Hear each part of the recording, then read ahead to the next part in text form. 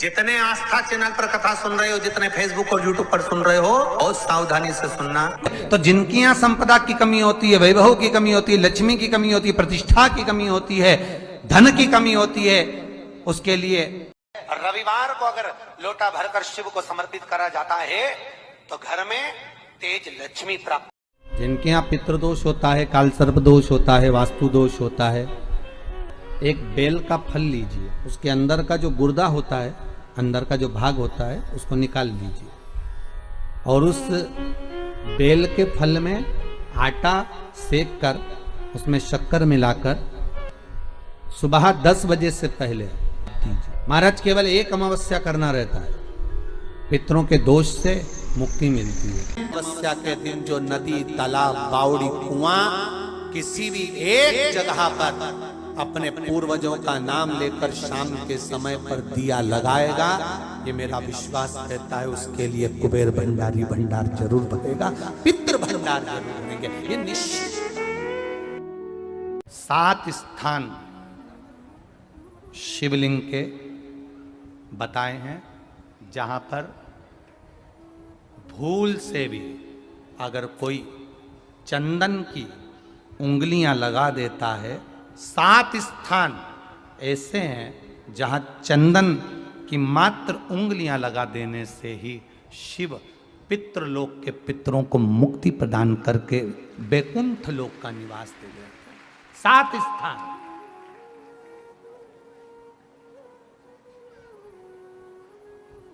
और वो 7 स्थान जो चंदन के बताए गए, पहला भगवान देवाधिदेव महादेव के शिवलिंग पर चंदन का लेपन। समझ लेना जरा बहुत अच्छे से। आपको लगता है स्वप्न में कोई मुर्दे दिख रहे हैं, या कोई जल रहा है, या कोई मर रहा है, या कोई चला गया है, ऐसा भय लगता है। बच्चों को मानी भेजूंगी ऐसा हो जाएगा, पति को मानी भेजूंगी ऐसा हो जाएगा, कोई हमारे कोई गलत तो नहीं कर रहा है, आपको लगता है। 7 स्थान चंदन के बताएं महाराज। पहला शिवलिंग, दूसरा जहां गणेश जी का स्थान है, मालूम है ना सबको, जम के बोलो जरा, मालूम है ना सबको, जहां गणेश जी का स्थान है वहां अलग से गणेश जी बैठे, वहां नहीं। शिवलिंग में जलाधारी के ठीक सामने राइट में गणेश, लेफ्ट में कार्तिकेय, बीच में अशोक सुंदरी। तो पहला चंदन बाबा के शिवलिंग पर, दूसरा गणेश जी पर चंदन की उंगली, तीसरा षडानंद कार्तिकेय पर चंदन की उंगली, चौथा अशोक सुंदरी पर चंदन की उंगली, पांचवा जलाधारी पर चंदन की उंगली, छठा जो शिवलिंग का जल बह रहा है इसके ठीक विपरीत की ओर चंदन की उंगली, और 7वां चंदन नंदी के मस्तक के ऊपर जो 2 सींग लगे रहते हैं उस पर चंदन की उंगली। ये कब लगाई जाती है? या तो अमावस्या के दिन आपको लगता है कि हमारे पूर्वजों का उद्धार नहीं हुआ, हमारे पूर्वजों का कल्याण नहीं हुआ, कहीं अधोगति में कोई चला गया है, उसका बस एक बार, रोज नहीं जरूरत है, प्रतिदिन जरूरत ही नहीं, महीने में एक बार अगर अमावस्या के दिन भी आपने चंदन के थोड़ा सा चंदन अगर मेरे देवाधिदेव महादेव को 7 स्थान पर समर्पित किया है। अशोक यहाँ पर वर्णन कर रही है, मैना, धन्य और कला की कथा कह रही है। तीनों ने सनकादि ऋषियों से मांगा। चंदन भगवान को अति प्रिय होता है, और चंदन ही एक ऐसा होता है जो पितरों को भी प्रिय होता है, जिसका स्पर्श मात्र लगने से पूर्वजों का कल्याण हो जाता है। श्री शिवाय नमस्तुभ्यम हर हर महादेव। नाम कोई साधारण नाम नहीं है। पंच बेलपत्र, पंच पुष्प, पंच दुर्वा और पंच पात्र जल,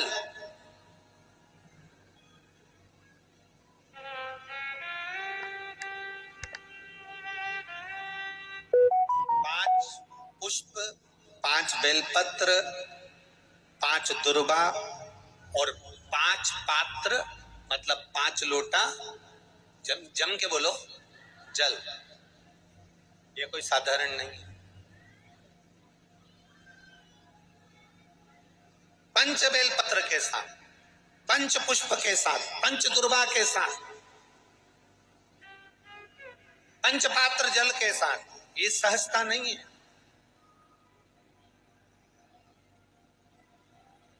बहुत बहुत ध्यान दीजिएगा। बहुत जिन जिन बच्चों के विवाह में देरी हो रही हो, बेटा बेटी के विवाह में देरी हो रही हो, या सफेद आंकड़े की जड़ तुमरुका जी के नाम से बांधने के बाद भी गर्भ नहीं ठहर रहा, तो ये नंदीश्वर शिव महापुराण की कथा खगड़िया में जो चल रही है बिहार में, इसके आज शुरू के दिन की कथा का स्मरण करिएगा। 5 बेलपत्र, 5 दुर्वा, 5 पुष्प और 5 लोटा जल। सोमवार के दिन शिव जी के मंदिर में प्रातः के समय पर बाबा को 1 बेलपत्र, 1 दुर्वा, 1 पुष्प, 1 लोटा जल समर्पित कर कर थोड़ी देर रोककर श्री शिवाय नमस्तुभ्यम या पंचाक्षर मंत्र ओम नमः शिवाय स्मरण कर कर, महामृत्युंजय मंत्र का स्मरण कर कर, फिर बेलपत्र, फिर दुर्वा, फिर पुष्प, फिर जल, ऐसा 5 पंच बेलपत्र, पंच दुर्वा, पंच पुष्प, पंच पात्र जल तुमरुका जी का नाम लेकर समर्पित कर कर उस जल का आचमन करिए। 5 सोमवार या 7 सोमवार करिए, बाबा गर्भ अवश्य ठहराएगा और संतान अवश्य हो। तुमरुका जी के नाम का स्मरण ही जीव का आनंद दे जाता है। बोल तुमरुकेश्वर महादेव की, नंदीश्वर महादेव की। शिव के नाम का उच्चारण हमारे जीवन का सुख दे।